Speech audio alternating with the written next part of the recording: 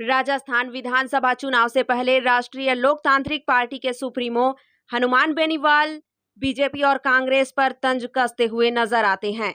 हनुमान बेनीवाल की सत्ता संकल्प परिवर्तन यात्रा बाड़मेर पहुंच चुकी है। बाड़मेर की बायतू विधानसभा क्षेत्र पर इस बार राष्ट्रीय लोकतांत्रिक पार्टी के मजबूत उम्मीदवार उमेदाराम बेनीवाल चुनाव लड़ेंगे।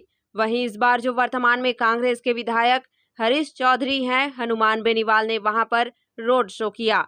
रोड शो के साथ साथ ही जनसभाओं को संबोधित किया। हनुमान बेनीवाल ने सभा को संबोधित करते हुए इस बात पर बार बार तंज कसा कि मंत्री जी का ध्यान में खुद रख रहा हूं।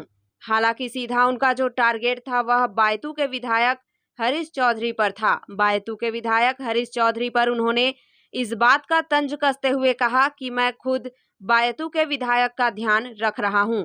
कहीं भाजपा और दूसरे लोग हैं वह उनके ऊपर पत्थर फेंक दें और नाम मेरा आ जाए, लेकिन राष्ट्रीय लोकतांत्रिक पार्टी का सुप्रीमो हनुमान बेनीवाल की नजरें इस बायतू विधानसभा सीट पर है।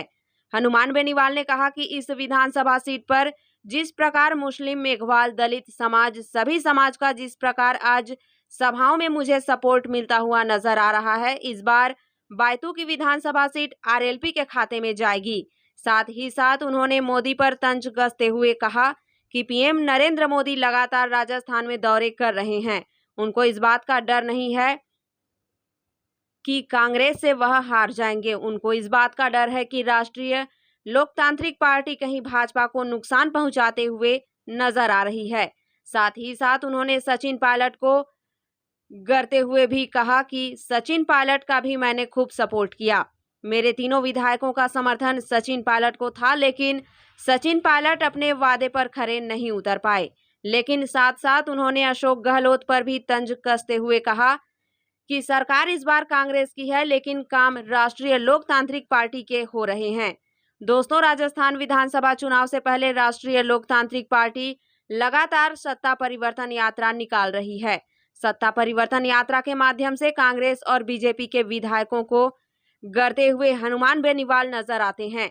हनुमान बेनीवाल अपने तीखे शब्दों पर जो भी विधायक वहां का होता है उसके ऊपर तंज कसते हुए नजर आते हैं।